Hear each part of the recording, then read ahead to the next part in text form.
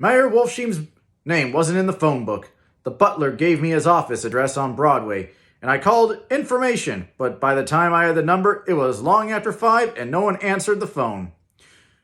Will you ring again? I rung them 3 times. It's very important. Sorry, I'm afraid no one's there. I went back to the drawing room and thought for an instant that they were chance visitors, all these official people who suddenly filled it, but as they drew back the sheet and looked at Gatsby with unmoved eyes, his protest continued in my brain. Look here, old sport. You've got to get somebody for me. You've got to try hard. I can't go through this alone.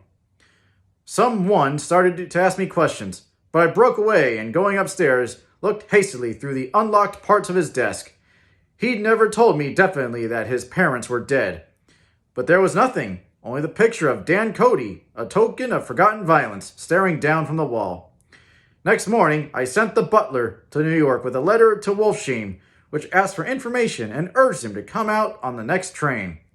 That request seemed superfluous when I wrote it. I was sure he'd start when he saw the newspapers, just as I was sure there'd be a wire from Daisy before noon. But neither a wire nor Mr. Wolfsheim arrived. No one arrived except more police and photographers and newspapermen. When the butler brought back Wolfsheim's answer, I began to have a feeling of defiance, a scornful solidarity between Gatsby and me against them all.